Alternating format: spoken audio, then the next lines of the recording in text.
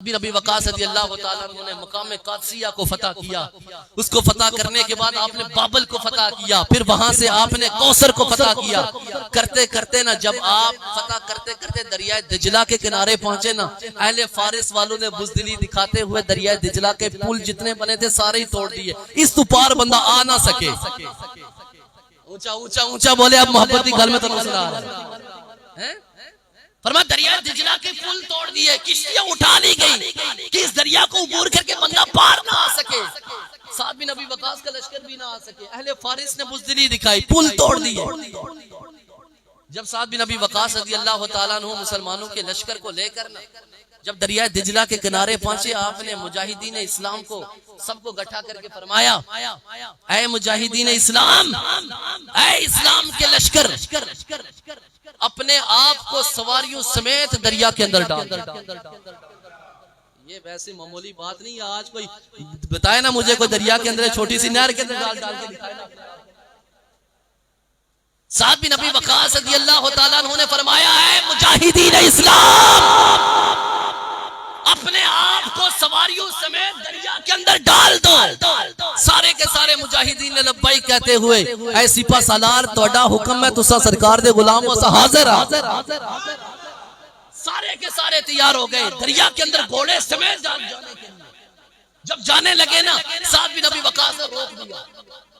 فرمایا, اے مجاہدین اسلام, یہ مت سمجھنا کہ سعد بن ابی وقاص تمہیں موت کے حوالے کر رہا ہے اور خود پیچھے پیچھے آ رہا ہے. نہیں, تم رک جاؤ, سب سے آگے سعد بن ابی وقاص کی سواری ہوگی, پیچھے پیچھے تمہاری سواریاں ہوں.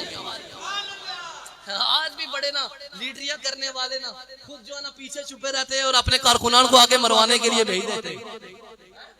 خود جو ہے نا وہ اے سی والے کنٹینر کے اندر بیٹھے رہتے اور باقی لڑائی کرنے والے کارکنان ہوتے ہیں آگے سے. یہ نہیں ہوتا. جب اپنا کردار پیش کرنا ہوتا ہے کہ لیڈر کو کیسا ہونا چاہیے. سپہ سالار سب سے آگے. سب سے پہلے سعد بن ابی وقاص رضی اللہ تعالیٰ عنہ نے اپنی سواری کو دریا کے اندر ڈالا, دجلہ کے اندر.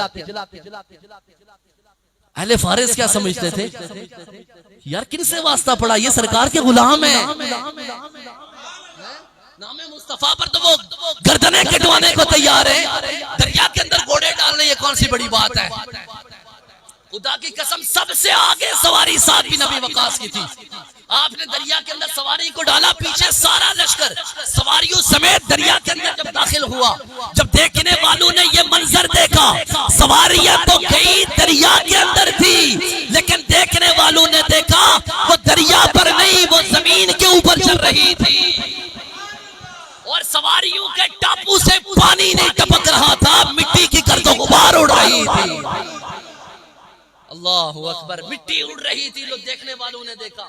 کیوں؟ جب اللہ تبارک و تعالیٰ پر توکل ایسا ہو, جب اللہ تعالیٰ کی ذات سے تعلق ایسا قائم ہو, غلامی مصطفیٰ کا پٹا جب ہمارے گلے کے اندر ہو, مسلمانوں کے گلوں کے اندر ہو, کسی مقام کے اوپر, کسی محاذ کے اوپر دنیا کی کوئی چیز ان کو شکست سے دوچار نہیں کر سکتی. دنیا کی ہر چیز ان کے حکم کے تابع فرمان ہوا کرتی ہے. دریا کے اندر ڈالا, دریا کو پار کر دیا, سارا کا سارا لشکر دجلہ کو کراس کر کے پار پہنچا. پھر سعد بن ابی وقاص رضی اللہ تعالیٰ عنہ نے پھر لشکر کو جمع کیا.